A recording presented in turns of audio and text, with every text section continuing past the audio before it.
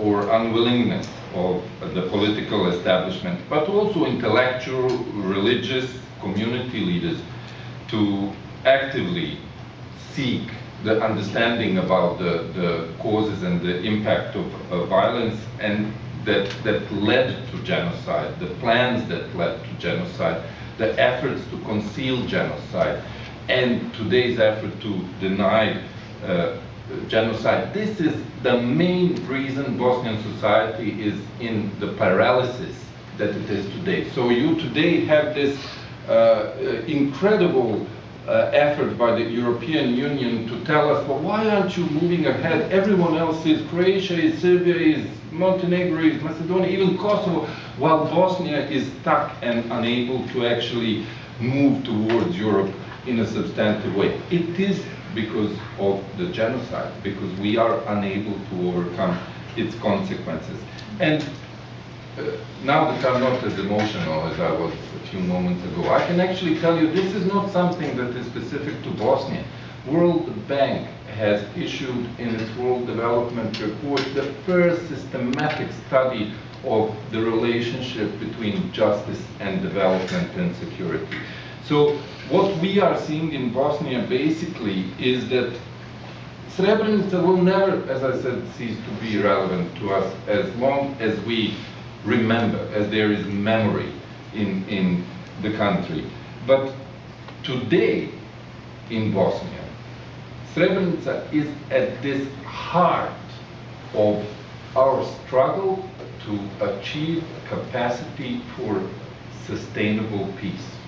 Because what we are doing in supposed economic progress, in political progress that we are supposedly making in our struggle to accede to the European Union, and all these different things where we are supposedly progressing without addressing the consequences of genocide and the root causes of genocide, is like building a house, a flashy house on completely rotten foundations. So that is where I think the relevance of Srebrenica today is for Bosnia and Herzegovina. Thank you, Refik, indeed. It is actually indeed that Bosnia is somehow eaten in the post-Dayton politics, as you mentioned, in search for justice.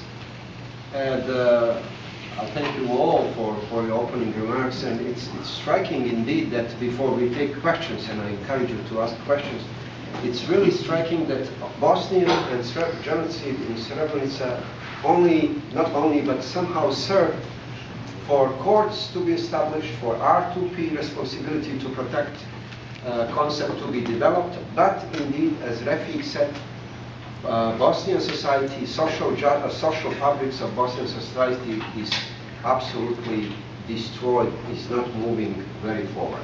So, with that note, I would ask you to, kindly ask you to, encourage you to ask the question, please. Please. Hi, my name is Laurie Cohen. I am with Kolumbija University, Division of Global Affairs, and I've spent quite a bit of time in Srebrenica. And I focus on memorialization and to Ambassador Sacirbey, the idea of remembrance. And for me, it's not about forgiving and forgetting, but it's about remembering and changing. And I agree with all of the comments that have been made, and I think one of the things from the genocide scholarship that's important, as you've raised, is that there's the legal aspect of genocide, but genocide has indeed occurred across many different communities. And one of the things that I wrestle with in Bratunac tomorrow, there will be a separate event, which is quite challenging in its own respect, and nothing is happening on the 11th in Bratunac. And on the 13th, the three groups of mothers will go to different sites, and it's palpable that on the 11th there will be 40 or 50,000 people. There'll be 2 buses of mothers that will go to Pirica and Petković and Vranja, and there'll be 1 security officer. And I'm curious, because with the struggles to remember the past and to reconcile the political blockage that occurs in the country, the thing that's most palpable to me is the economic hindrances. Young people across all 3 ethnicities cannot find work. And at the same time, the communities are so polarized in creating memorials. They did this to us. Srebrenica Memorial is one of the only ones that was actually put in, mandated by the international community. So I'm curious, with the Belarusia and the fact that young babies don't have ID cards, is it possible in post-Dayton climate for young people to kind of go beyond this and to really assert their human rights to have equal political say and equal economic opportunities, the way the rest of young Europe is attempting to do? Refik, could you take this one, please? Well, it's okay. I think actually Refik and I can answer this together because I agree with Refik that genocide is used as a tool by both political elites. And at the same time, I have to admit something to an audience which has many Bosnians. After the war finished, I looked at my own motivations for acting as I did as the Bosnian ambassador, the Bosnian foreign minister, and agent before the International Court of Justice. It was mostly as an American. In other words, my values were mostly Americans. I didn't feel this hot Bosnian blood that I needed to go there and save my Bosnian brethren. And I'm not embarrassed to say this because I'm very proud to be an American and a Bosnian. But the reason I make that point is because while Refik looks at what's rotten in Bosnia, I look at what's rotten in all those players that have a role in Bosnia from the outside. Why does a Bosnian politician have to make a deal with Milorad Dodik to put together a government that's going to function at any level?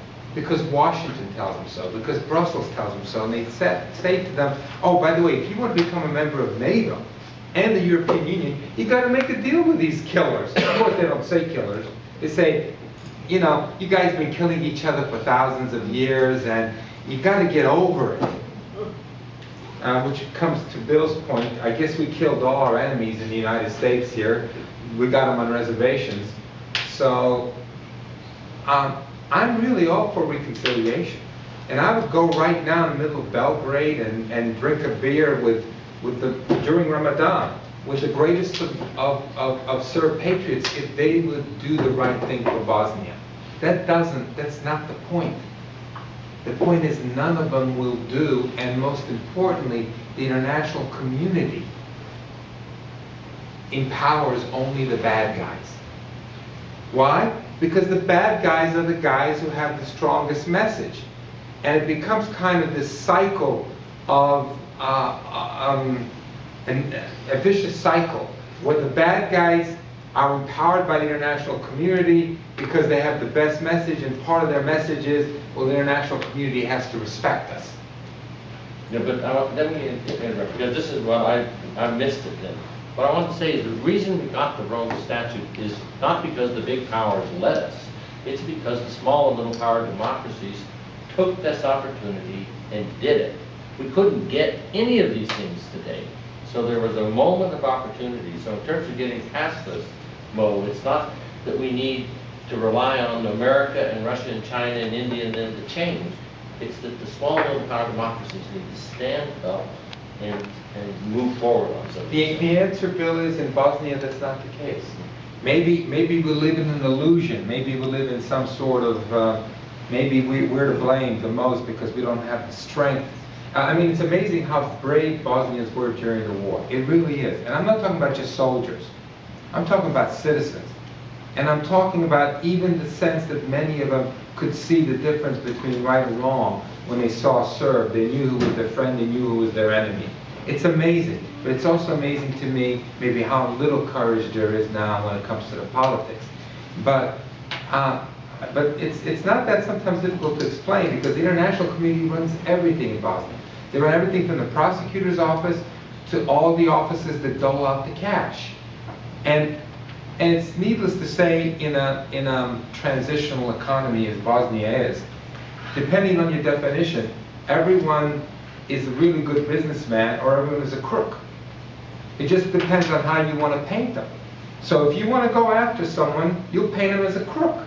If you want to say, this is a guy who plays by our rules, well, he's just a good politician, a good businessman. So it means that Bosnians, either for lack of their own understanding and courage now, or because the power of the international is so overwhelming, cannot change the dynamics within the society that Refik is speaking of. And I, as an American, can't help but see the fingerprints of Western powers all over it. And you know what? Do I sound riled up? Yes, I'm pissed off. Because as an American, I feel offended, as well as a Bosnian. I really feel offended. I feel like someone looks at most of the people who grew up in Bosnia and says, you know, those jerks, they don't know any better. And I feel like they're talking about me, just like when someone walks into a ghetto here and says, you know, they just don't know any better. So in other words, it's part of my genetic makeup to just to let this continue. And somewhere along the way, that string has to be broken. Refik is right. He has to go and say, we got to break it in Bosnia. But I'm also right, because it has to also be broken from the way the international community, I think, treats the bad guys. It, in effect, it allocates to them all the privileges, not only of political power, but of the economic power that keeps them afloat. Because Milorad Dodik, according to the US, is actually the best businessman. They still haven't declared him the best crook, although most Serbs think he's the best crook too. But I guess it goes hand in hand in Bosnia. Refik, would you like to add something? Actually, to your question, at the same time, I'm filled with hope and dread in regard to your question. Can the young people actually break out of this and sort of take ownership of their own lives, as they do? They all do want the same things as young Europeans or young people anywhere. But on one hand, we have to understand they live in a system that has been created and perpetuated, like Mr. Sacirbey said, with full cooperation, if not collusion, of the international community, which has told young people and everyone in Bosnia that there is no point in trying to change anything. Apathy is the #1 disease that is plaguing our society, because the system is such that you have a situation where some of the most radical MPs in our country are voted in by 2,500 people.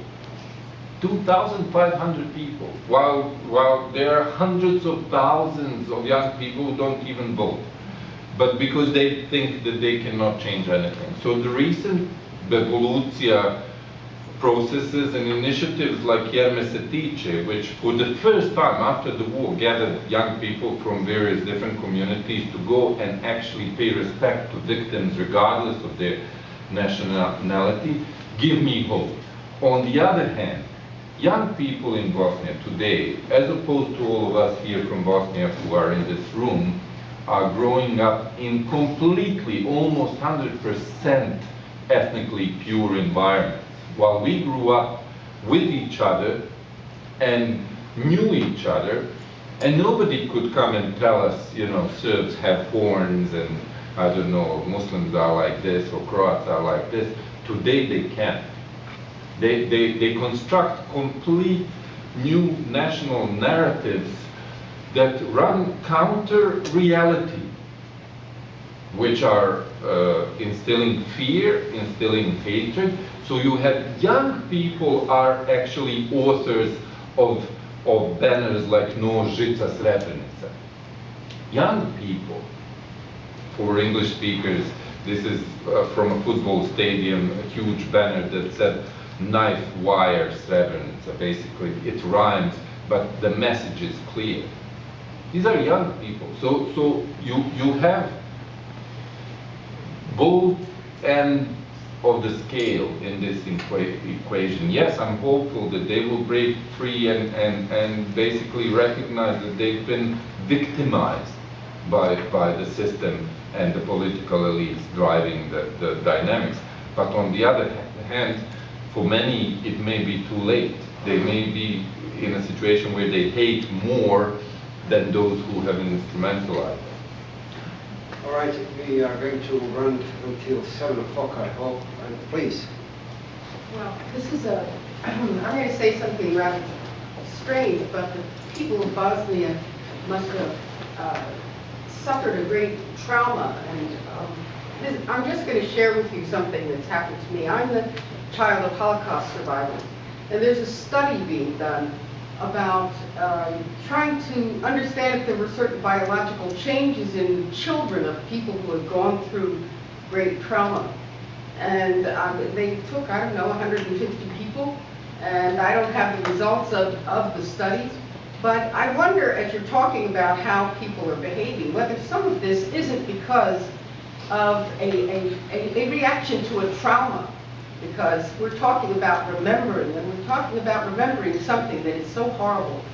But it's very, I just wanted to share with you that this study is in process. It's being done really to study post-traumatic stress disorder. And maybe some of the things that you're seeing people doing has to do